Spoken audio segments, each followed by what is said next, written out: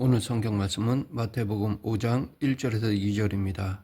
산상수훈은 예수께서 갈릴리를 두루 다니시면서 병을 고치며 천국 복음을 전파하시는데 이어 가버나움 근처 어느 산에서 행하신 본격적인 설교로서 예수님께서 통치하시는 하나님 나라의 영원한 법이 무엇이며 또한 성도들은 천국의 시민권을 가진 자로서 어떠한 믿음과 삶의 자세를 가져야 하는지를 보여주고 있습니다. 즉 예수님께서는 당신의 초림으로 도래한 하나님 나라의 백성된 성도들이 지켜야 할 새 법을 제정하여 주신 것입니다. 그중 오늘 본문은 이러한 산상수훈의 시작 부분으로 하나님을 향한 성도들의 신앙 자세와 그에 따르는 8가지 복을 소개하는 소위 팔복에 앞서 기록된 산상수훈이 주어진 장소와 교훈의 대상을 기록하고 있습니다. 그런데 예수님이 말씀하신 팔복은 이 세상에 국한된 물질적인 것들이 아닌 종말론적인 성격을 지니고 있는 것들로서 복의 일부가 아닌 복 그 자체를 다루고 있으며 그렇기 때문에 이 팔복은 영적이며 영원한 가치를 지닌 것입니다.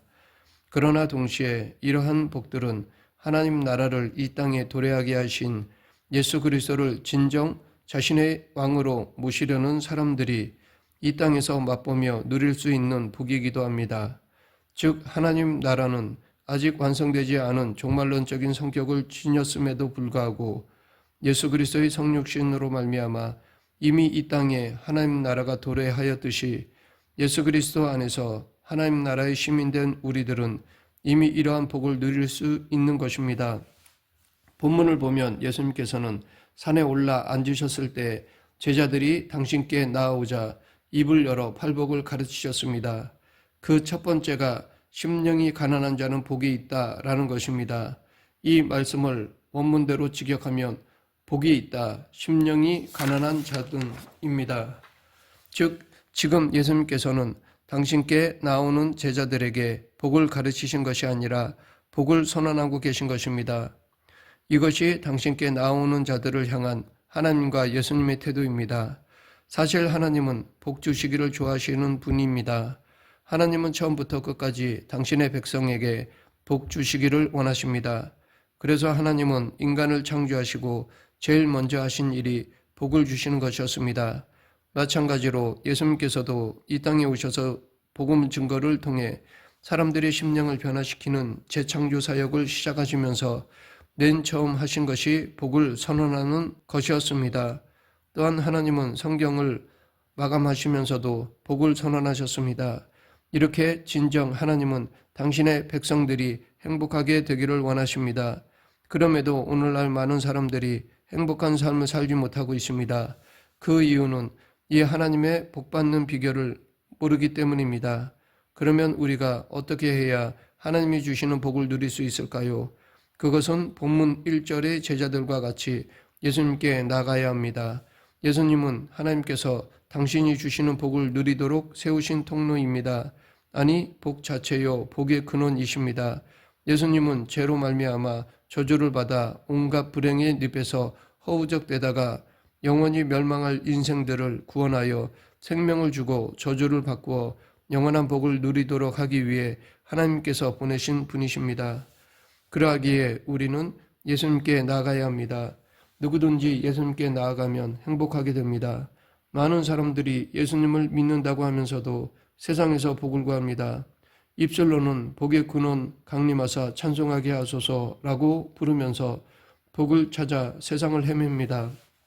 그렇기 때문에 행복을 누리지 못합니다. 제 복을 찾아 세상을 향하던 발걸음을 복의 근원이신 예수님께로 돌려야 합니다. 겸손히 예수님 앞에 무릎을 꿇고 그의 말씀에 귀를 기울여야 합니다.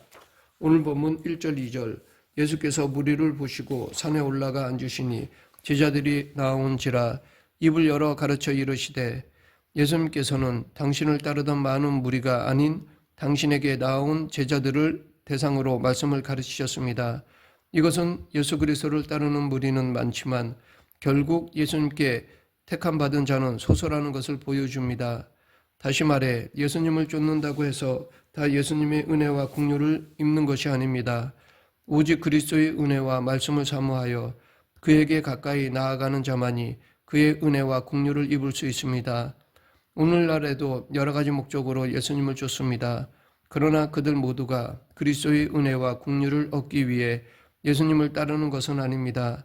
그들 중에는 그리스도의 은혜와 긍휼과는 상관없이 오직 표적만을 바라고 그리스도를 쫓았던 유대인들처럼 자신들의 이기적인 목적을 위하여 예수님을 믿는 듯 하는 사람들이 있습니다.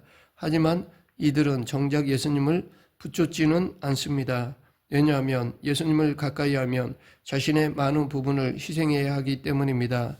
그렇기 때문에 그들은 예수님을 오래도록 쫓으면서도 여전히 무리로 남을 뿐이요 제자는 되지 못하는 것입니다. 그러나 무리와 제자 사이에는 엄청난 차이가 있습니다.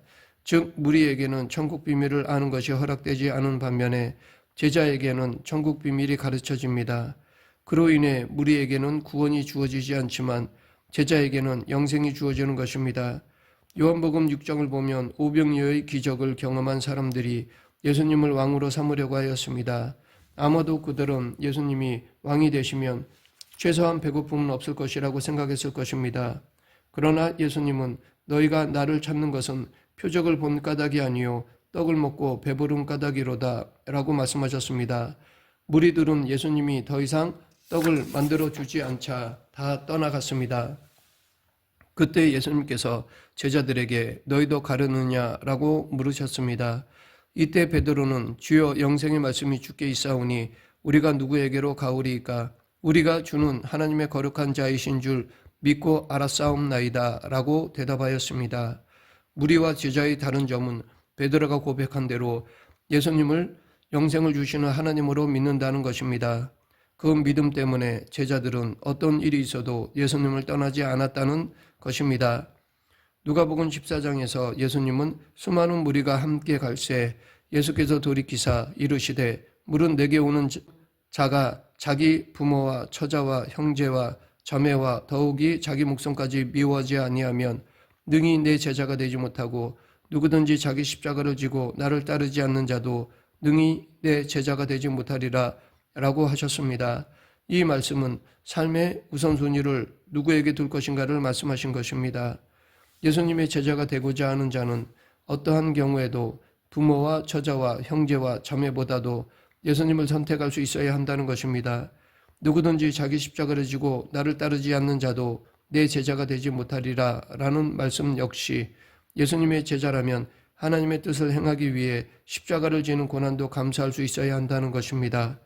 자기 십자가를 지고 예수님을 따른다는 것은 예수님이 하나님의 뜻에 순종하여 십자가를 지고 죽으신 것처럼 예수님의 제자가 되고자 하는 자도 하나님의 뜻이라면 십자가에서 죽는 것도 마다하지 않겠다는 결단을 하고 따라 나서야 한다는 의미입니다. 그러하기에 예수님의 제자는 자기 목숨은 자기 것이 아니라 하나님의 것임을 늘 기억해야 합니다. 사도행전 11장 26절을 보면 바나바와 바울이 안디옥 교회에서 1년간 큰 무리를 가르쳤다고 했는데 여기에 아주 중요한 말씀이 나옵니다.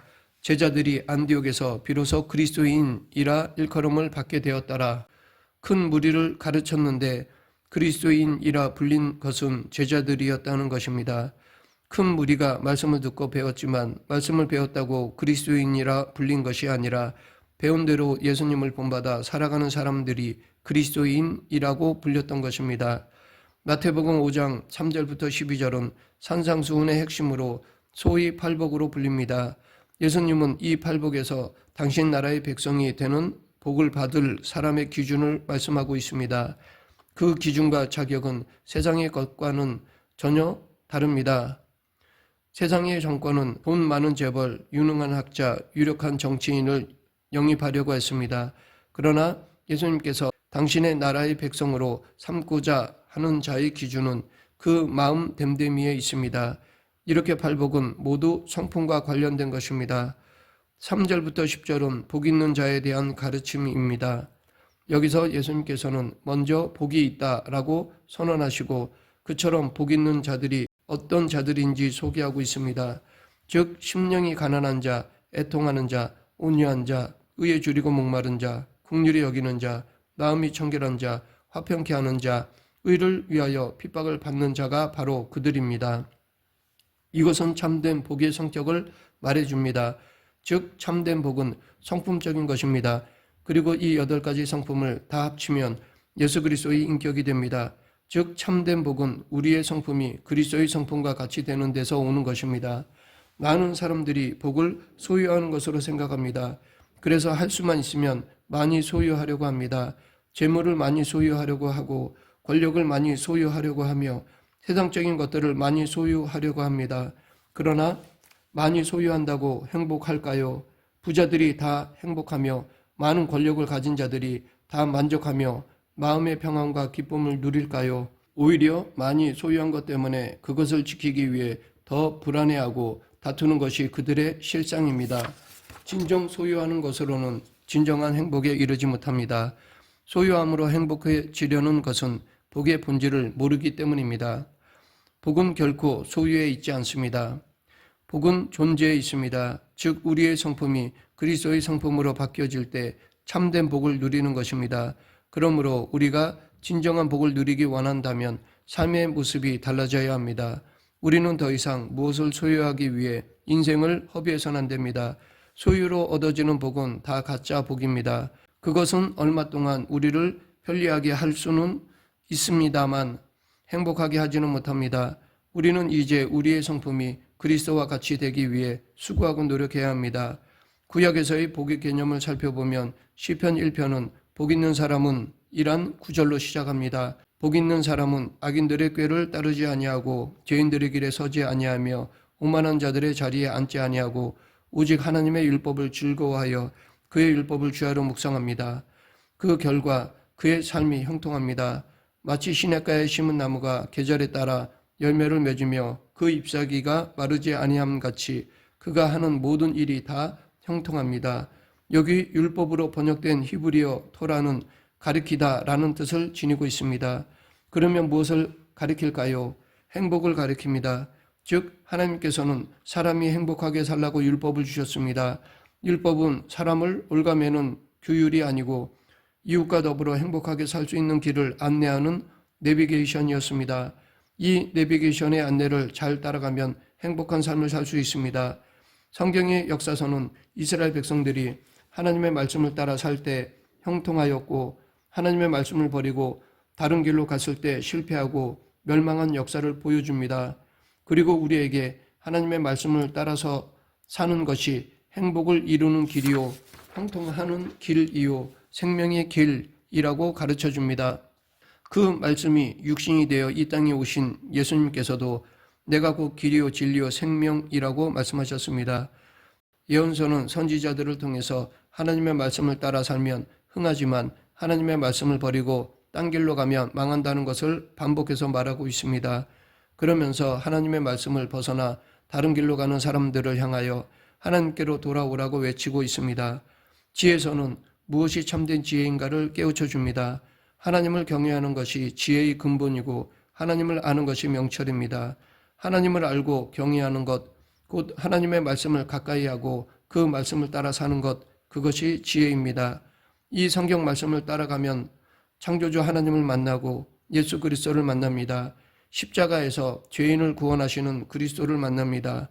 죽음의 권세를 이기고 부활하신 그리스도를 만납니다. 또한 성령님을 만납니다. 성경 말씀을 따라가면 성부, 성자, 성령, 삼위일체 하나님을 만나고 하나님 나라를 이룹니다. 죄에서 해방되고 영혼이 형통합니다. 영혼이 잘된 같이 범사에 잘되고 강건하게 됩니다. 이것이 그리스도인의 행복입니다. 말씀을 맺겠습니다. 예수님의 가르침을 안다고 다 그리스도인이 아닙니다. 예수님의 가르침을 삶으로 살아내는 자가 그리스도인입니다. 자기 중심으로 예수님을 따르는 자는 무리일 뿐입니다. 자기를 부인하고 자기 십자가를 지고 예수님을 따르는 자가 제자입니다. 이 시간 나는 무리가 아닌 제자인지 성찰해 보아야 할 것입니다. 우리 모두 참 그리스도인, 참 제자가 되길 간절히 축원합니다. 기도하겠습니다.